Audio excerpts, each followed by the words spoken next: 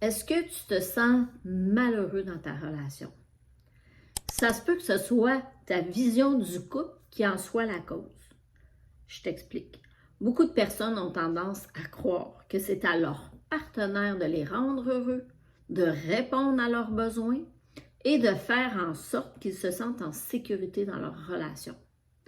Cependant, la réalité est que c'est à chacun d'être responsable de son propre bonheur, de la satisfaction de ses propres besoins et de gérer ses émotions. Aussi, si tu cherches quelque chose de spécifique dans une relation, c'est à toi de le manifester en premier lieu et ça va revenir naturellement vers toi. Je te donne des exemples. Si tu désires de la tendresse dans ta relation, montre-toi tendre d'abord envers toi, puis envers ton partenaire, ton ou ta partenaire. La tendresse que tu vas offrir aura tendance à te revenir. C'est en cultivant la douceur et l'affection que tu créeras un environnement propice et réciproque à ce sentiment-là. Si tu souhaites être aimé, aime sans condition, aime-toi sans condition, car l'amour inconditionnel que tu vas donner, ça va être susceptible d'être ressenti et partagé par ton ou ta partenaire.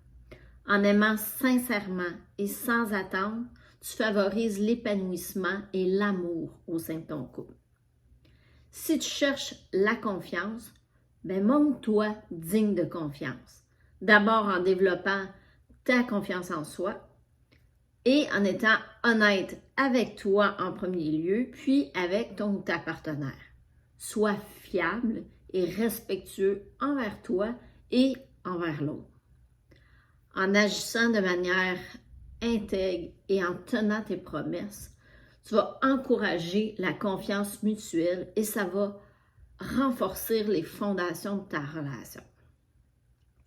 Si tu veux de la loyauté, sois loyal envers toi-même. Ne fais pas aussi à l'autre ce que tu ne voudrais pas te faire faire. En étant fidèle et engagé dans ta relation, tu inciteras l'autre à adopter le même comportement envers toi. Si tu cherches de l'excitation et de l'aventure, propose des choses amusantes et intéressantes à faire ensemble. En prenant l'initiative d'apporter du piquant et de la nouveauté dans ta vie de couple, tu vas contribuer à créer une dynamique positive et stimulante. Si tu veux de la stabilité, sois stable toi-même. Montre que tu es quelqu'un sur qui on peut compter. En étant, par exemple, constant dans tes actions, dans tes émotions, ça va offrir un environnement sécurisant et ça va favoriser la stabilité au sein de ta relation. En définitive, peu importe ce que tu recherches dans ta relation, c'est à toi de l'apporter en premier. C'est en agissant comme ça que tu vas attirer les bonnes choses à toi et les bonnes personnes dans ta vie et que tu vas contribuer à créer des relations épanouissantes et équilibrées.